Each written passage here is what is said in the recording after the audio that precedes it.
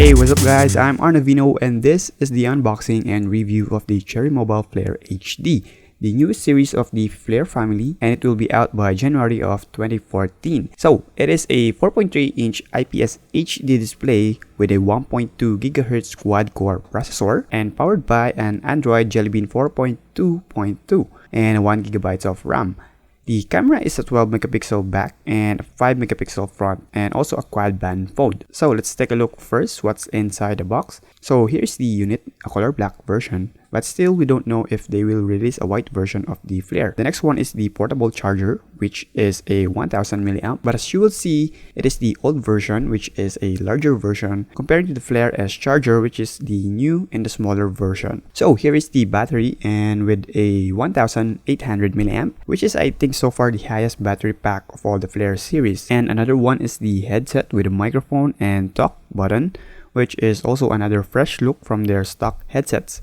And of course, the typical micro USB to USB cable for charging and data transfer. And the user manual is now a glossy type print version. And new to its package is the free jelly case, which is a lavender color. So that completes the unboxing, and here is the actual look when you put the free jelly case on it. So from the previous Flare S, some users noticed that the USB port is not fitted on the case. But here, as you will see, it is perfectly fit to it. But unfortunately for me, I find it a bit hard to press the power button when there is a jelly case on it. Okay, so before we boot up this phone, let's take a look at the back, and you will notice that the SIM slot is in the center orientation, similar with the Burst 2.0. So don't be confused, it is still a dual SIM. They are just on the similar location, and on the left side is the micro SD slot, which is capable up to 32 GB of memory. So let's take a closer look at the unit. You will see in the front is the plastic cover that also has the quick details of the unit.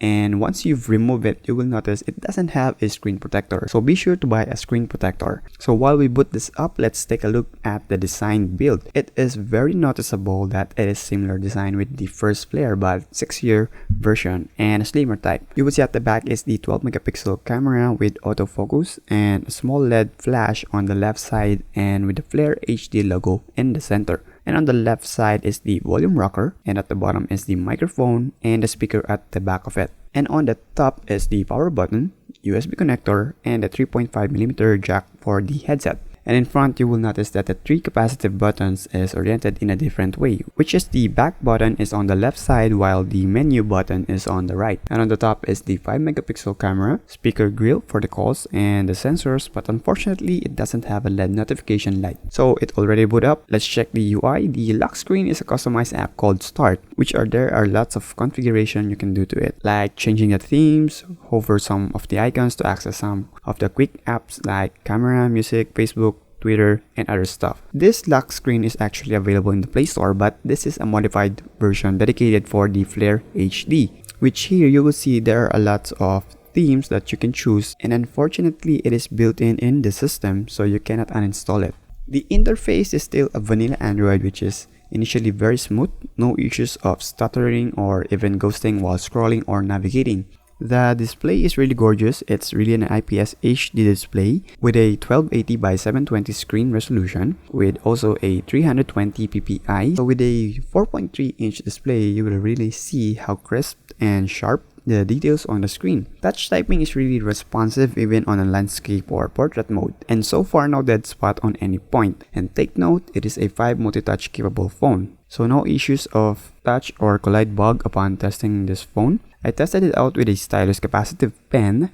The results are fair enough, usable but not that responsive when you're drawing pretty fast. So let's proceed with the camera. It is a stacked camera app with some added features, which is usually on some Cherry mobile phones you will not see this feature. I have taken different shots from a good lighting environment and also both outside and inside the mall, which is the result is pretty impressive. I have compared it with the Omega HD 2.0 shots, and it was totally better than the Omega HD 2.0. The edges are sharp and the details are very noticeable, and even on video mode it is really decent and can capture up to 1080p in a fine settings. But just to correct, upon checking again the settings on the metadata of the video, all video sizes has a frame rate of 29.9, which is also a 30 fps, so which is impressive. It can be compared to a higher model of the Cherry mobile phones. But the only downside is the LED flash. It is really quite a bit low, so tweaking is needed in order for it to become brighter. Going into the sensors, so far it has 4 available sensors, which are the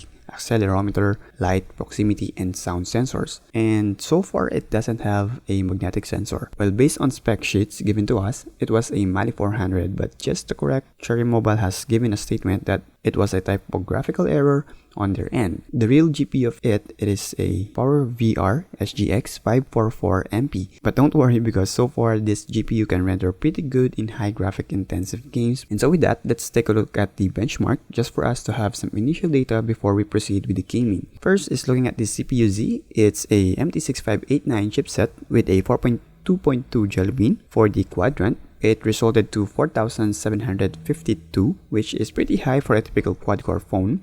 And for the refresh rate, it has a 57.83, and for the nanomark, it resulted to 43.4 FPS. And for the last benchmark is the Antutu, which on my end resulted to 13,297. The good thing about this phone, it is not only a quad band, but also a dual 3G SIM slot, which means you really don't need to swap your SIM card in order just to use the 3G network on your other SIM. Browsing on a Wi-Fi and HSPA connection is pretty smooth, fast loading, and responsive as well. And even the Wi-Fi coverage is pretty good.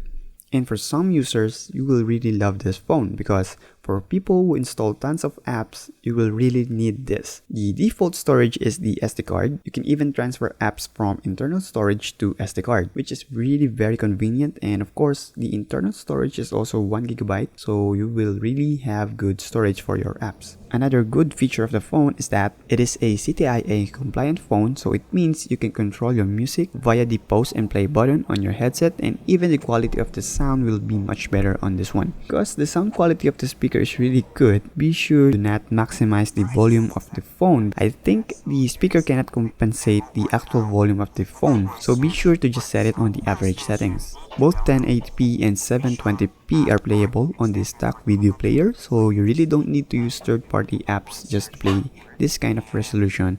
It will be smooth on the fly.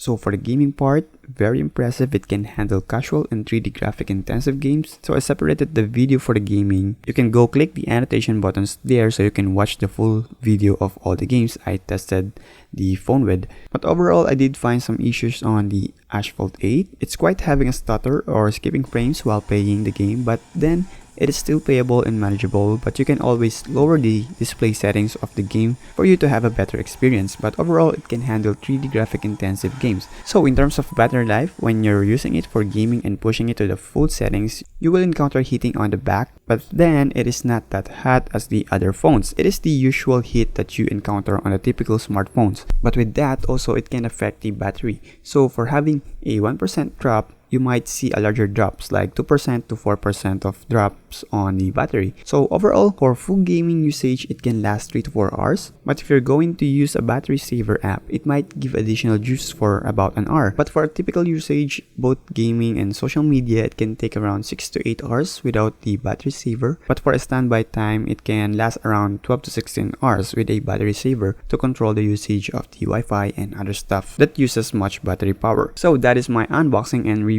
of the Cherry Mobile Flare HD. For the price, Cherry Mobile has not yet given us the exact price, but they said it is a very affordable phone and it will not be greater than 6,000. So we can expect this phone, it will be around 4 to 5,000. But my overall verdict for this phone, it is really one of the promising Flare series, both for multimedia and gaming phone. This is one whole package: good display, good performance, decent camera, very elegant looking phone, just right for its size. Although the battery is small, but then you can always use a power bank for you to have a backup power. And with that, if you like this video, don't forget to press that like button at the bottom of this video and give a thumbs up. And if you have feedbacks, suggestions, and comments, feel free to post it at the bottom of this video. And don't forget to subscribe on my channel for more unboxing and review of gadgets. And again, I'm Arnovino, and see you on my next video.